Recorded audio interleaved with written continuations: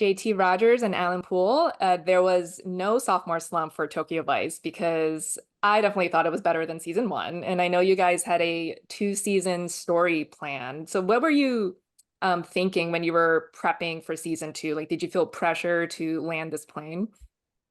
I mean, I think the pressure for me at least was just having an idea, for it had gone on for a few years now, and really wanting to sort of chomping at the bit to get to the places we want. There are moments, and I remember there's one moment when Hakari, our wonderful director, on episode 4 of season one, and she said, "I don't think I have time to get that shot of the watch."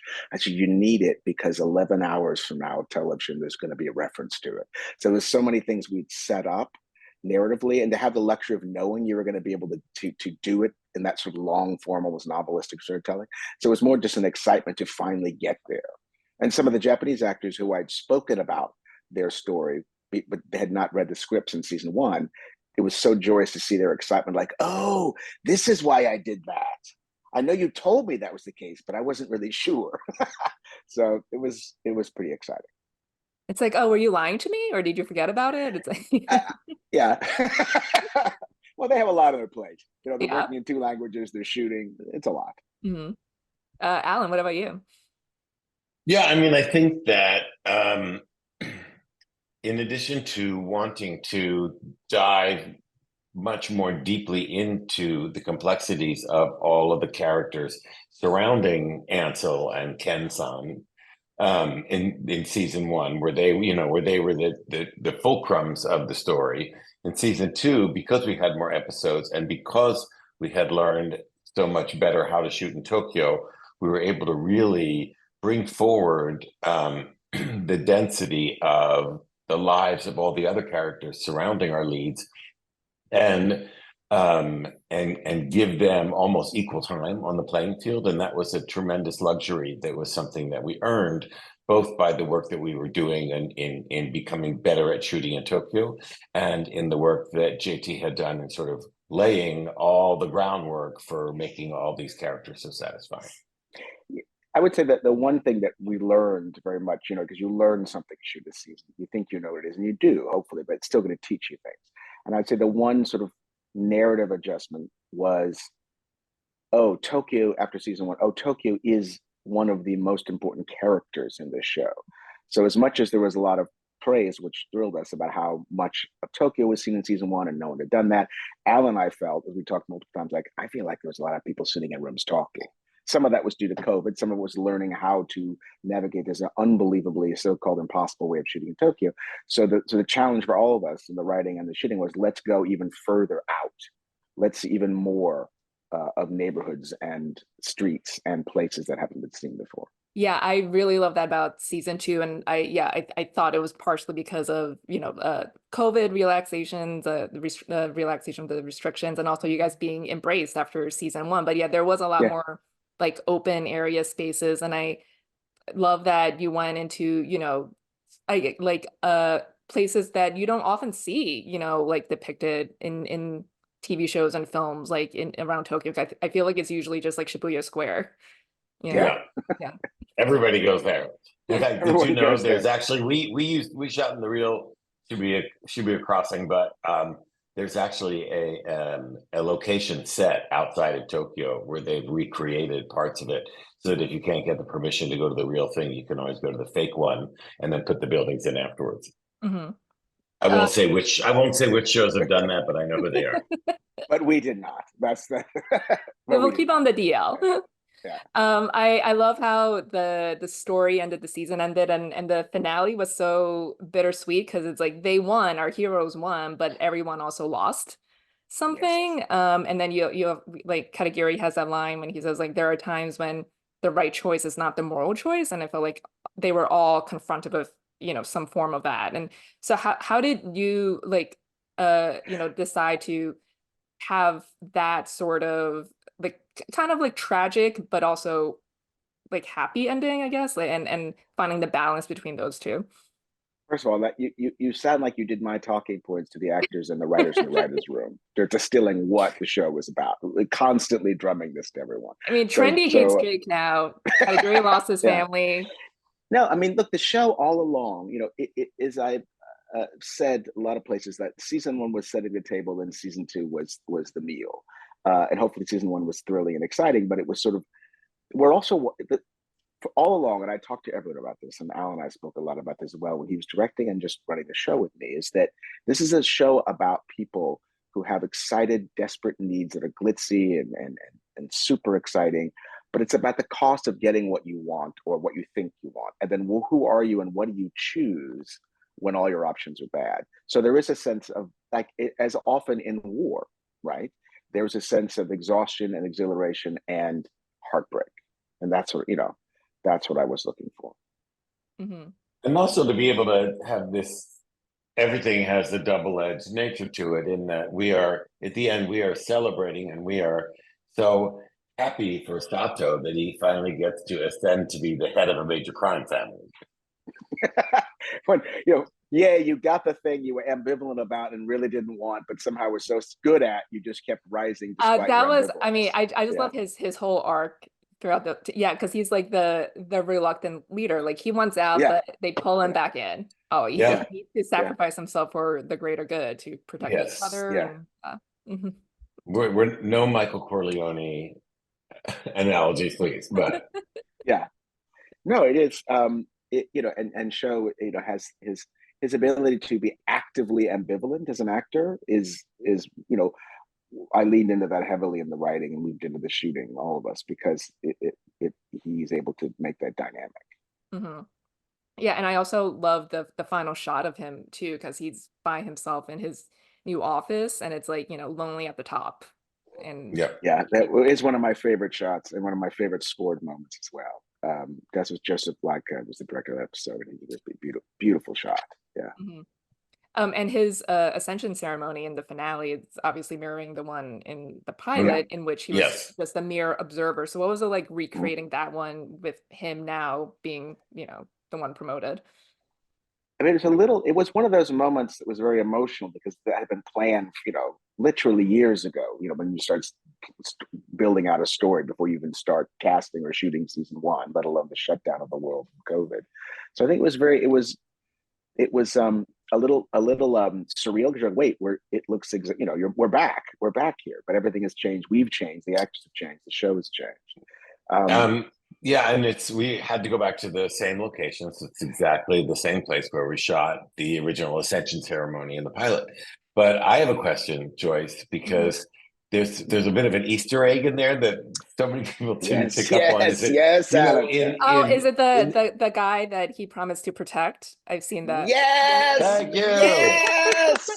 Yes. You have succeeded where many before you have failed. We spent so much time in the edit, Alan and I, like we wanted to make that not too on the nose, but not hide it too much. And like there's 2 more frames and 6 more frames and doing this angle. And so it's one of those little things that we're obsessed with. Did people see the Easter egg? Yeah, I will say I clocked it the second time I watched it, not the first time. So well, everyone should watch the show twice. I mean, clearly. That's why it's fun to watch things twice, because you get the things you didn't get the first time, and there's some buried stuff. But I'm so glad you saw that, because it was something that pleased us. He kept his promise. They made good on their deal. Yeah. Obviously Tozawa gets taken down, and he gets outwitted by his wife. How did you come up with this, her being his downfall? That was one of the key things that I knew. I knew all the way back while writing season one that by the end of writing season one, I knew that she was the person that had sent the tape. And I had an idea that she was the person who would, in some way, as I was still building out the sort of literal blueprint, step by steps of some wanting to be very complicated downfall. And then her performance in season one and just stewing over it between season one and season two made it clear to me that my instinct was right, that she should be the one. And then it was simply a matter of, in writing a series like this, one of the most complicated things is literally how much time you spent with your writing team is working out the plot, working out a Byzantine, but hopefully when the audience watches an effortless plot where later you go, oh, I see. That takes a lot of the sweat and equity. So yeah, that was something planning in the works for a long time. Did you ever consider? And she knew. Oh yeah, she knew. So you never considered changing it at all. It was always just going to be her. Well, in a writer's room, one thing you always do is you always say, the moment there's days like, okay, let's just blue sky. Let's see, let's poke holes at everything. So, there were moments when I would say, okay, let's look at something else just for fun. And occasionally that will lead to something really exciting. But in this case, it always held. It was never ending as interesting. And quickly I was like, you know what, let's stop. Let's just do this. I want to see her in that room, which I think the audience did too. And also the two bits she has in season 1, in episode 7, she's at the birthday party when he collapses and makes a speech. And then episode 8, we have a scene of her sitting in his suite, just giving the fish eye to Because Misaki as it's she like walks she's out. like the puppeteer. She has like power and Right. Yeah, and she was able to put so much into those 2 small scenes that it was very clear she'd be able to carry the bigger storyline. Yeah. I mean, if you go back if you go back, speaking of watching twice, if you go back and watch season 1 now, you will see all sorts of narrative Easter eggs that are there, because I wanted to lay down character driven, like, oh, she did that or he did that because 8 hours earlier there was a conversation where this was said, or there was a shot of this glowering moment, and that's been the joy of having this long form to tell the story. Yeah, It's 2-season arc. I'm curious, like, how many different takes did you do of Tozawa's final moment? It cuts away before he finally kills himself. A lot. Again, that was that episode, same episode we mentioned earlier as Joseph Laka, and which was great. And it was one of those wonderful opportunities where you have shots of him almost cutting his throat, shots from behind where you never see. So that once again, that there's a director's cut given to Alan and myself, and then that was one of the moments that we played with constantly, was how much do we want to show, how do we want to see it, what's the most dynamic, right, Alan? Yeah, that sequence was very specifically shot and instructed to be shot in ways that we could decide afterwards exactly what we wanted to show and not show. So it could have been just left alone in the room. It could have been with just looking at the knife. But I mean, I think that in the end, and we didn't really necessarily want to see him slit his jugular vein, but the knife going to the throat was very important for 2 reasons. One was just to make clear what happened, and also because it's powerful. And the second was we really had to do everything we could to keep at bay to keep our Western audience from jumping to the conclusion that he was going to commit seppuku, the ritual slitting of the belly, because that would have been entirely inappropriate for a Yakuza Oyabun to do.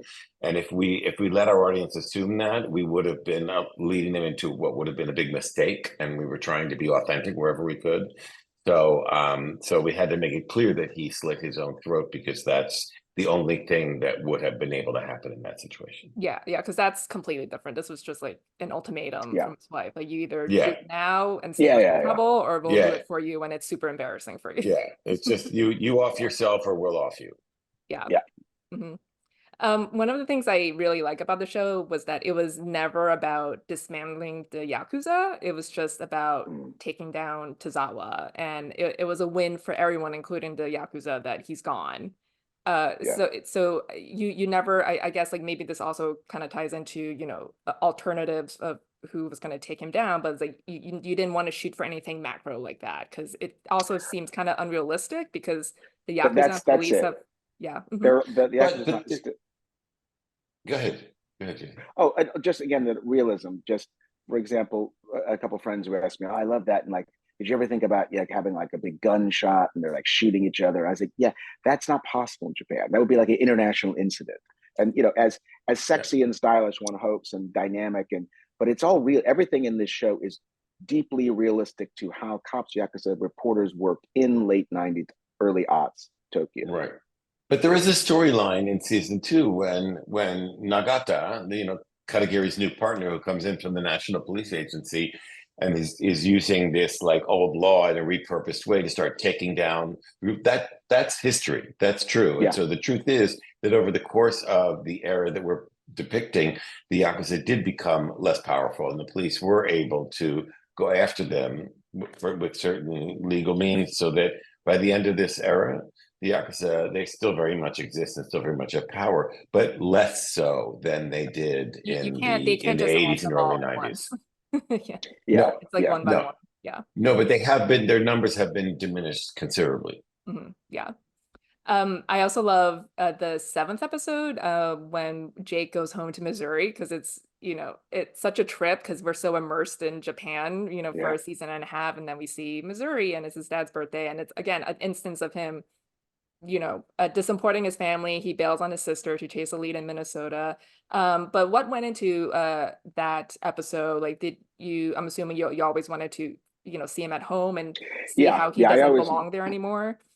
Yes, there's a reason, Easter egg why. There's a reason where very, very quickly, or I should say, as the camera pans across his bedroom, which he looks at and sort of takes in his old life, there's a reason why. If you watch very closely, one of the books that the camera pans across, which I asked for specifically, is "Stranger in a Strange Land," which was a book he would have been read that I read when I lived in Missouri during that time. And yeah, that was always in the cards. You just knew you wanted to get so deeply into the Japan of the story that we would be a bit of a record scratch when he went home at some point.